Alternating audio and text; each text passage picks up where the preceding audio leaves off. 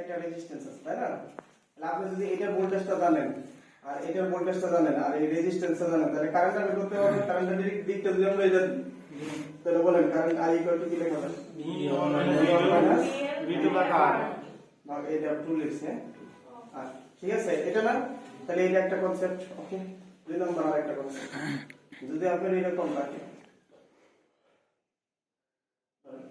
এটা হচ্ছে V1 এটা হচ্ছে V2 এটা হচ্ছে R2 এটা ধরেন E আর এটা হচ্ছে R1 তাহলে এটা কারেন্টটা যদি এইভাবে যায় তাহলে I সমান কি লেখা যায়? V1 minus E minus V2 R1 plus R2 কারো তো বুঝতে সমস্যা নাই না ঠিক আছে? কারো বুঝতে কি প্রবলেম আছে? না ওকে আচ্ছা এটা হচ্ছে অপারেশনাল এমপ্লিফায়ারের প্রতীক ঠিক আছে?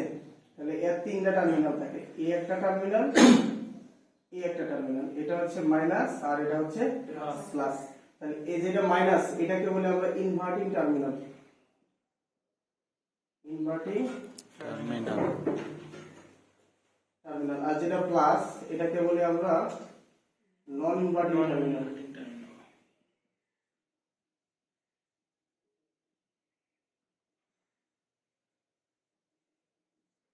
নন ইনভার্টিং টার্মিনাল। আর যেটা এদিকে যেটা দেখেন মুখ বরাবর, হ্যাঁ, এটাকে বলি আমরা আউটপুট টার্মিনাল।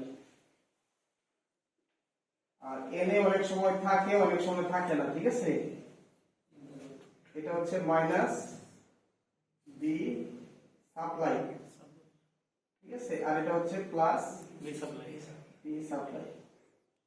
এগুলো থাকবে না ঠিক আছে? অনেক ক্ষেত্রে কাজে লাগবে অনেক ক্ষেত্রে কাজে লাগবে না, এটা আমরা ব্যবহার করে শিখবো, কিন্তু এটা আছে এরকম এটা জানা রাখেন। কথা কি ক্লিয়ার? তাহলে এটা হচ্ছে মাইনাস বি সাপ্লাই এটা হচ্ছে প্লাস বি সাপ্লাই। আর অপারেশনাল এমপ্লিফায়ার অলওয়েজ সব সময় নেগেটিভ ফিডব্যাকে কাজ করে। কিভাবে কাজ করে? নেগেটিভ আর feedback oscillator only one oscillator positive ফিডব্যাকে কাজ করে। এমসিকিউ মনে রাখবেন। আর সে নিম্নের কোনটি পজিটিভ ফিডব্যাকে কাজ করে আর নিম্নের কোনটি নেগেটিভ ফিডব্যাকে কাজ করে। নেগেটিভ ফিডব্যাকে অনেক কিছু কাজ করতে পারে কিন্তু অপারেশনাল এমপ্লিফায়ার অলওয়েজ নেগেটিভ ফিডব্যাকে কাজ করে। আর পজিটিভ পজিটিভ ফিডব্যাকে কাজ করে হচ্ছে অসিলেটর। একবারে গুরুত্বপূর্ণ এমসিকিউ এটা, লিখে রাখেন। পজিটিভ ফিডব্যাকে কাজ করে অসিলেটর, নেগেটিভ ফিডব্যাকে কাজ করে অপারেশনাল এমপ্লিফায়ার কাজ করে ঠিক আছে? তাহলে এই যে এটা টার্মিনালটা আছে না, এটা থেকে একটা ফিডব্যাক রেজিস্ট্যান্স বের হবে। এটা হচ্ছে ফিডব্যাক রেজিস্ট্যান্স। তাহলে ফিডব্যাক রেজিস্ট্যান্সটা কোন জায়গা থেকে বের হবে? এই যে মাইনাস যেটা ইনভার্টিং টার্মিনাল আছে ইনভার্টিং এটা থেকে বের হবে। টার্মিনাল ক্লিয়ার থেকে। কথা? জি স্যার। ক্লিয়ার সবাই ক্লিয়ার? আচ্ছা এটা একটা জিনিস। এখন এই ইনভার্টিং নন ইনভার্টিং টার্মিনালের যে ভোল্টেজটা হবে ধরেন এই নন ইনভার্টিং টার্মিনালের ভোল্টেজটা ধরলাম VB, আর এই যে এটা মাইনাসের পরে মাইনাসের এই দিক দিয়ে পড়ে বা এটা যে জায়গা থেকে শুরু হয়েছে এই জায়গার যে ভোল্টেজটা আছে এই ভোল্টেজটাকে ধরলাম VA ঠিক আছে? VA এই VB ভোল্টেজ আর এই ভোল্টেজটা সব সময় সমান হয়, তাহলে VA সমান VB। এটা একটা কন্ডিশন মনে রাখতে হবে ঠিক আছে? তারপর এই পয়েন্টটাকে এই বিন্দুটার একটা নাম আছে, এই বিন্দুটার নাম হচ্ছে ভার্চুয়াল গ্রাউন্ড পয়েন্ট। কি বললাম? Virtual ground virtual ground point. এই বিন্দুটার নাম হচ্ছে কি আমরা নাম জানার দরকার নাই, আমরা এটা জানবো এই ভোল্টেজ আমরা পরে শিখবো। এটা এই ভোল্টেজটা অর্থাৎ এই টার্মিনালের পজিটিভ টার্মিনালের দিকে যেন এনে জেনে ভাগ হবে, এনে ভাগ হইতে পারে মনে করেন এনে একটা ভাগ হইতে পারে, অর্থাৎ এটার সাথে সাথে সাথে সাথে যে ভোল্টেজটা এই ভোল্টেজটা VB আর এই ভোল্টেজটাই এই ভোল্টেজটা। কথা ক্লিয়ার? জি মানে এটার ভিতরে কোনো ড্রপ নাই। This is the ideal operational amplifier ঠিক আছে? ড্রপ আমরা পরে দেখব ঠিক আছে? যেহেতু আইডিয়াল অপারেশনাল এমপ্লিফায়ার তার ভিতরে ড্রপ নাই, এজন্য এই ভোল্টেজটাই এই ভোল্টেজটা। কথা ক্লিয়ার? আচ্ছা আরেকটা জিনিস জানা রাখবো, এটার অপারেশনাল এমপ্লিফায়ার অর্থাৎ এই পয়েন্টের ভিতরে কোনো কারেন্ট ঢোকে না, এটা হচ্ছে 0 এম্পিয়ার কারেন্ট যায়। তাহলে এটার ভিতরে কোনো কারেন্ট ঢোকে না, তাহলে কত এম্পিয়ার কারেন্ট ঢোকে? 0 এম্পিয়ার। এটি এতটুকুই হচ্ছে আমাদের অপারেশনাল এমপ্লিফায়ারের মূল বৈশিষ্ট্য। মানে অপারেশনাল এমপ্লিফায়ারের ভিতরে কোনো কারেন্ট ঢুকবে না, 0 এম্পিয়ার কারেন্ট ঢুকে, আবার এই ভোল্টেজটা সমান। ক্লিয়ার কথা? এটি এতটুকুই বেসিক তুলে শেষ অপারেশনাল এমপ্লিফায়ার। এখানে কি কোনো চিহ্নের পরিবর্তন থাকবে নাকি যে চিহ্নই থাকবে সেটাই? মনে করেন যদি VA -5 ভোল্ট তাহলে VB ও -5 ভোল্ট থাকবে। হ্যাঁ অবশ্যই একই। এটা যদি -10 ভোল্ট থাকে এটা 10 ভোল্ট, অর্থাৎ এই ভোল্টেজ আর এই ভোল্টেজ সেম, কোনো চিহ্নের পার্থক্য নেই ঠিক আছে? ভোল্টেজটা না, তাহলে এই পয়েন্টের ভোল্টেজটা আমরা কত লিখতে পারি? এটা লিখতে পারি কিনা? পারি কিনা? শেষ, অঙ্ক শেষ, সলিউশন করতেছি। তাহলে এই যে পয়েন্টটা আছে, এই পয়েন্টে কি দিবেন? Apply KCL. কি দিবেন? Apply KCL. ঠিক আছে, পয়েন্টের একটাই কাজ করবে, এজন্য আপনাদের নাম দিলাম না। তাহলে কেসিএলটা দিলে এই আগত, এটার ধরলাম আমি আগত কারেন্ট, আর এটার ভিতর দিয়ে যাচ্ছে কত? 0, আর এটাকে ধরলাম নির্গত কারেন্ট। তাহলে এই পয়েন্টের ভোল্টেজটা কত বলেন তো? এই ভোল্টেজটাই কিনা? তাহলে কি আমরা এটা লিখতে পারি কিনা বলেন? এটাকে ধরলাম আগত, তাহলে 6 মাইনাস কত? 2 ভাগ কত বলেন? 20। ঠিক আছে, আর এই কারেন্টটা ধরলাম আমি নির্গত, তাহলে কত থেকে নির্গত হচ্ছে? 2 মাইনাস v0 ভাগ কত বলেন? 40। আর এদিকে কত নির্গত হচ্ছে বলেন? 0। তাহলে লিখলে লিখতে পারেন, না লিখলে কোনো সমস্যা নাই। আপনি এখন এটা সলভ ফাংশন দেখেন, आंसर হয়ে গেছে। তাহলে v0 ইকুয়াল টু কত? সলভ ফাংশনের কাজ করতে পারেন কিনা বলেন? সবাই কি সলভ ফাংশনের কাজ করতে পারেন? তাহলে এটা -6 ভোল্ট, এটাই आंसर।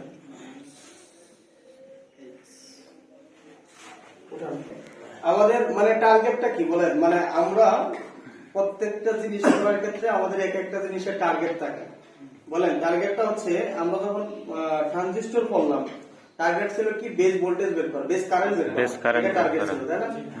আবার যখন আমরা ফেড বা মসফেট পড়লাম, তখন টার্গেটটা কি ছিল? আইডি কারেন্ট বের করা। আইডি কারেন্ট বের করতে চাইলে বিজিএস বের করতে হবে, তাই তো? এটা টার্গেট ছিল। তাহলে এটা মনে রাখবেন, অপারেশনাল অ্যামপ্লিফায়ারের টার্গেট হচ্ছে প্লাস পয়েন্ট মাইনাস পয়েন্টের ভোল্টেজটা বের করা।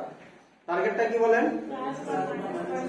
দুটো তো সমানই, ঠিক আছে? তাহলে টার্গেটটা হচ্ছে সব সময় এই যে মাইনাস পয়েন্ট যেটা থাকবে, এই পয়েন্টের ভোল্টেজটা নিয়ে আসে, এটা টার্গেট।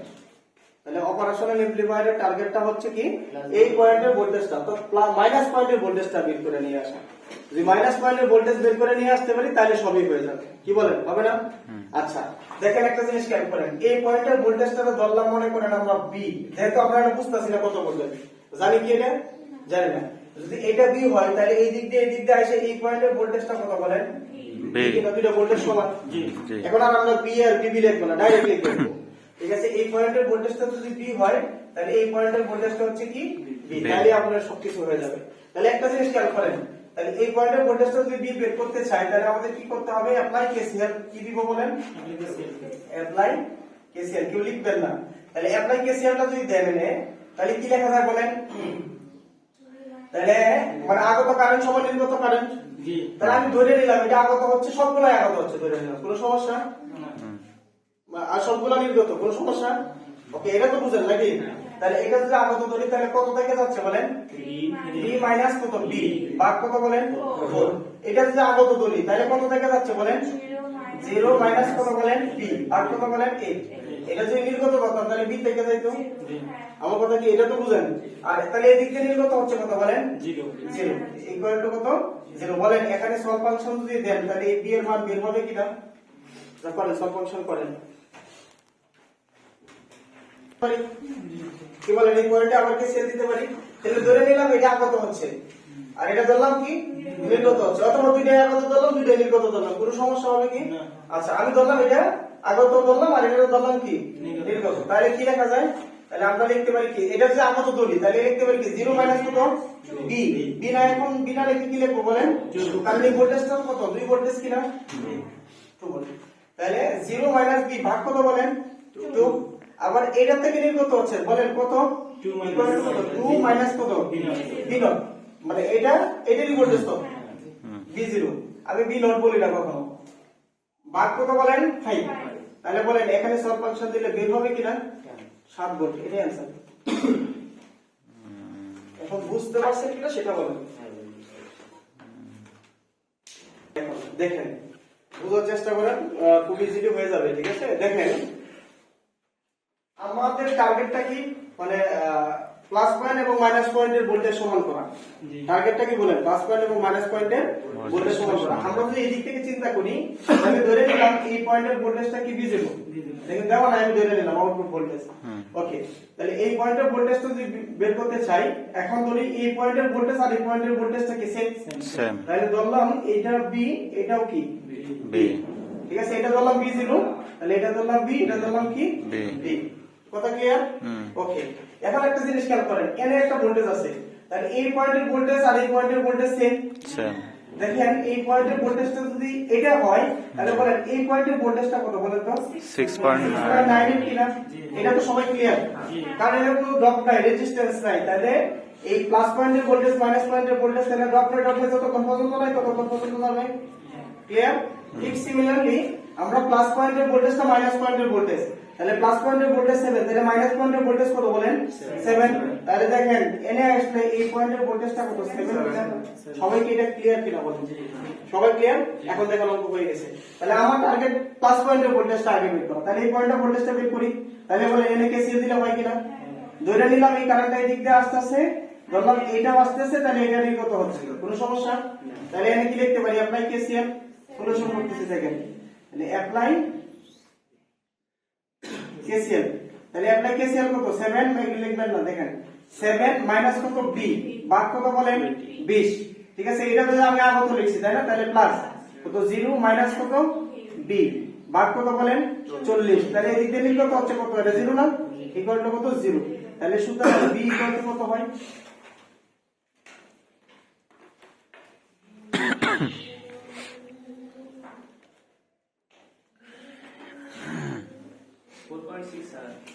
কেউ ভুল করবেন না 4.67 ভোল্ট ওকে এখন একটা জিনিস খেয়াল করেন এটা যদি 4.67 হয় বলেন এই ভোল্টেজ কত 4.67 তাহলে এই পয়েন্টের ভোল্টেজটা 4.67 তাহলে এনে কি আবার আমরা কেসিএল দিতে পারি তাহলে এনে আমি লিখতে পারি কি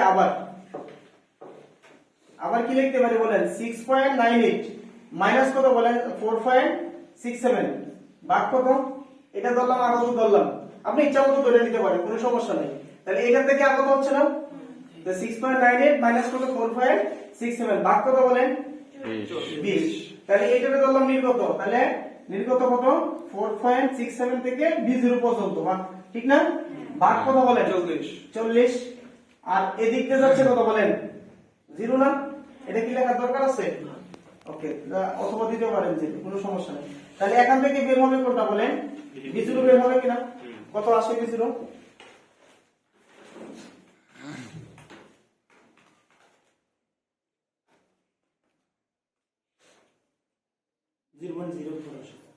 তাহলে 0.04 ভোল্ট তাহলে আমাকে বের করতে বলছে কি কারেন্ট I0 বের করতে বলছে তাহলে সুতরাং I0 দেখেন এই B0 থেকে 0 পর্যন্ত লিখতে হচ্ছে না তাহলে I0 সমান আপনি কত লিখতে পারেন 0.04 মাইনাস কত 0 ভাগ কত বলেন 50 তাহলে কত আসে 0.8 মিলি অ্যাম্পিয়ার এর आंसर এই মাইনাস আসে নাকি না না প্লাস আসে 0 থেকে তো মাইনাস আসে প্লাস করে মিলছে স্যার এই ভোল্টেজ কি মাইনাস আসছে না প্লাস আসছে প্লাস আসছে